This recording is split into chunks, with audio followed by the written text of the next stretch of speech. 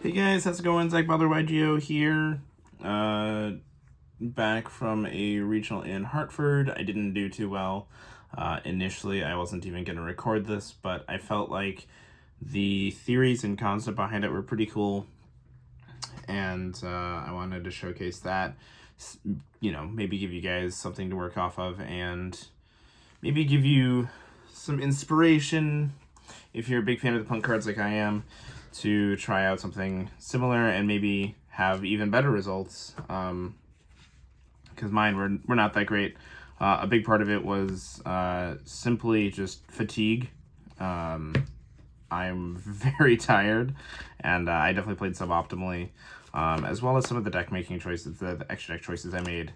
I think were probably not the best, but we'll get into that. But before I get into the deck profile, shoutouts to Bobby Kenny for talking through some of the theory of the deck with me.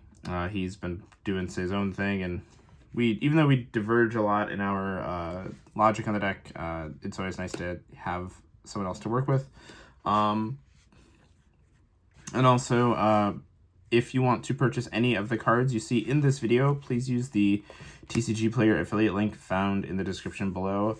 A portion of that does go towards supporting the channel, and it's greatly appreciated. So thank you all so much for that, as well as just thank you for the support in general. Any views and subscriptions, your guys' comments, likes, everything has just been tremendously appreciated. So we'll just get into the deck, and I'll kind of explain what I was thinking with the deck, and I think kind of areas for improvement. So first for the punks, we have 3 Foxy Tune, double Ogre Dance. This probably should have been at 3, honestly, just to max out on your starters, but I ended up only playing 2. I think that was one big issue, is that I could have played more and then just given me more starters, more little lates. 2 Deer Notes, 3 Xiamen, of course, and then 1 Wagon, 1 Madam Spider, and 1 Shirakusai. I had considered playing 2 Shirakusai, however, I found that most lines I would actually fuse with 2 of the other punks instead of itself, and then I would just leave this on the field to use on the opponent's turn. So the reason for the second one wasn't really there. It was pretty decent though overall. So that was the punk engine. I did play 3 Kashtira Fenrir just as a good generic level 7 Earth Psychic. Like, everything about it's just really good in the deck. And it just gives the ability to make Baron de Fleur much more easily. I played 4 Therions. I played Regulus, Berea, Yule, and Fum. So initially, instead of playing the Duke, I had played the Empress.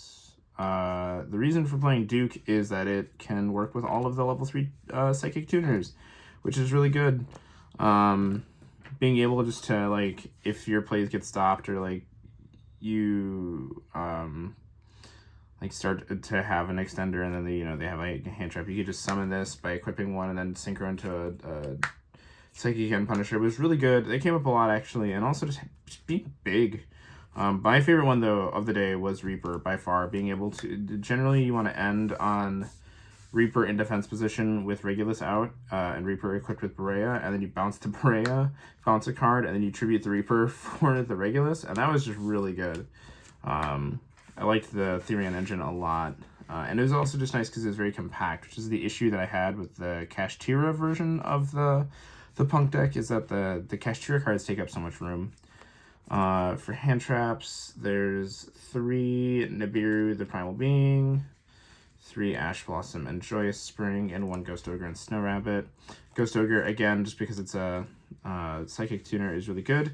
Also, with the lack of Dimension Shifter, Ghost Ogre gets a lot better as long as they don't have a Rise Heart, especially in the Cashier matchup, because you can hit the Birth, and hitting Birth is huge. It was very good. These 6, I think, are fairly standard at this point. Ash Blossom is just generically good, and Nibiru is very good in the Cashier matchup if they don't play around it. If they do play around it, they're generally not playing around everything else you can do, so you can punish them for that, and that's kind of like the exploit of the format.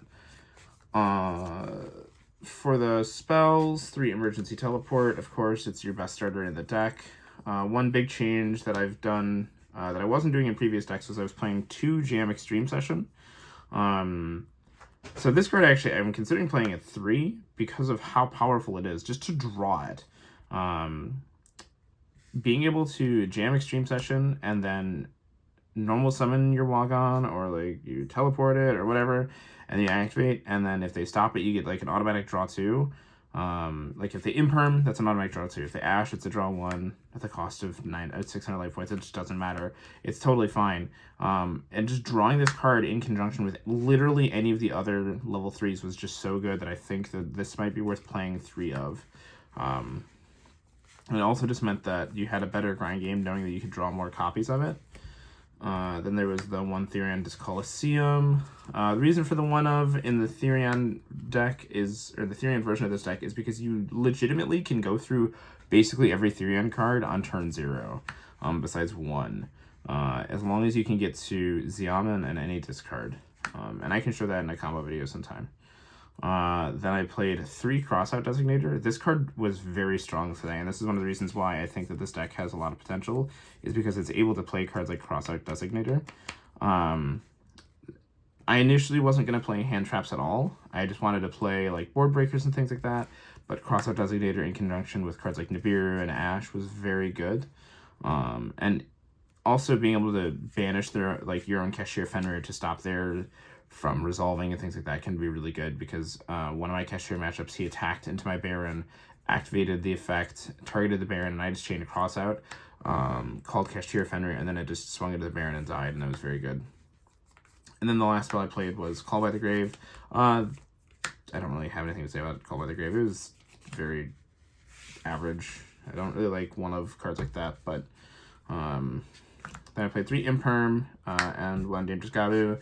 Imperm was pretty solid. Again, it's mostly just a cross-out target at this point. Yeah, so it gives you, I think, 10 defensive cards, 7, 8, 9, 10, 11 defensive cards, 12 if you count the Call by the Grave, 15 if you count Cross-out Designator, so it gives you a really high chance to see at least 2 in your opening hand. Then for the extra deck, I just played 1 Rising Carp, because I found that the fusion effect, being able to fuse wasn't as important as I thought it would be, and most of the time they're not going to get to go for the extra deck rip. Doing that is just a really greedy play anyway, so they weren't really going for it, so you'd get a chance to do it. Double Amazing Dragon. This one's important because if you do get the Rising Carp Grave, you'll bring it back with the Amazing Dragon, and that'll be your game push. Psychic and Punisher, of course. Baron de Fleur. Double Jam Dragon Drive. This is one of the cards I think could probably get cut to 1. I just wanted to have a second one in case they did do the extra deck rip, but again, that never really came up, so I don't think the second copy was really that useful. Another card that wasn't useful was Scarlet Red Dragon Archfiend. This is mainly for going second, but also for time, because like if you summon Xiamen or like basically anything, and you just pay 600 once and you can get the Deer Note, you can do 1,000 damage per game. It never came up. Your games end too quickly, so this could be cut. And then Deep Atlantis, the Menacing Mantis, of course. This card's insane. It's the whole reason this version of the deck works the way it does. Gigantic Champion Sargas. This was the only Xyz that I played, and that was, I think, one of the biggest issues was that I legitimately only played the 1 Xyz. And it wasn't so much that I didn't play another rank 8, as I didn't play Zeus. If I had cut the second Jam Dragon Drive for Zeus, my second loss to Cashier just wouldn't have happened. I would have had absolute control of the game and won the game there. But that was kind of like a short-sighted decision, so yeah, you learn. 1 Lingeribo, just in case they Ibly me, but that never happened. Asa and IP. A lot of the time you're actually going to end on IP. Like if your main combo gets stopped, you can just end on like IP Regulus, or like IP and another one of the Therions equipped with Regulus and stuff, and basically have Regulus, and then you can have an interrupt that way, and then you can make a unicorn, and that's another interrupt, and you have like your hand traps and stuff like that. And then I played Access Code Talker. These 4 were huge in a lot of my wins, actually. Just in general the last couple nights, because I played this deck the night before at Locals, and when X1, my only loss was to Sprite, where I just, like, bricked awful. It was weird. Side deck, 3 Lava Golem.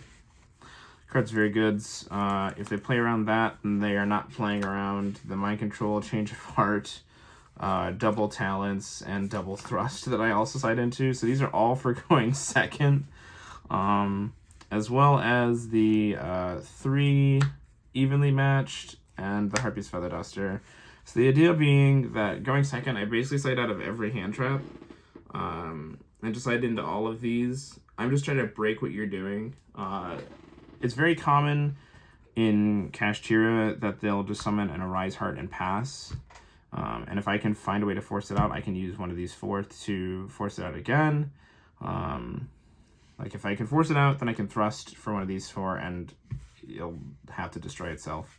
The 1 Harpy's Feather Duster was very good, just, you know, as a generic back row threat to Labyrinth. Evenly Matched was my other back row removal of choice. I don't really like Evenly Matched as a card, but I felt like being able to be searchable by Thrust meant that I had 5 copies going second, so I had over a 50% chance to draw it, which was really good. And Thrust actually made it so you had a... it's really good odds to draw, like, you had like 3 Dusters in your deck, or 4 Talents, or 3, or Change of Heart, or 3 Mind Control. Like, it was just really cool.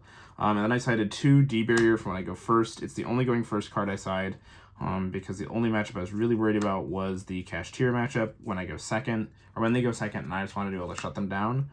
Also, one really cool thing, too, is if you're playing and you're going first, you can actually side into... just like one-ofs of like these kinds of cards. If you're going second, you side into this. But you can side these going first, just like as one-ofs if you want to take out some of the defensive cards because of Crosse Ave Designator, because these are the kind of cards that generally beat you. So that was a really cool thing with the deck.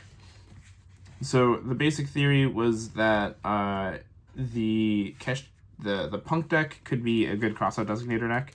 It was also just a good combo deck, and that by playing a compact engine like the THERIONs, you had just so much room for non-engine that you'd be able to even out the Kashtira matchup, which was relatively true. It's still a struggle, but I think going forward, I definitely think that this version has more potential. It just needs more refinement, that's for sure. But anyway, guys, thanks a ton for watching. If you have any questions or comments that you'd like to leave, just leave them down below. Please like, comment, subscribe, and turn on the notification bell. It helps out a lot. And again, if you wanted to purchase any of these cards, make sure to check out the TCG player link in the description below. Other than that, have a wonderful night, and thank you for watching.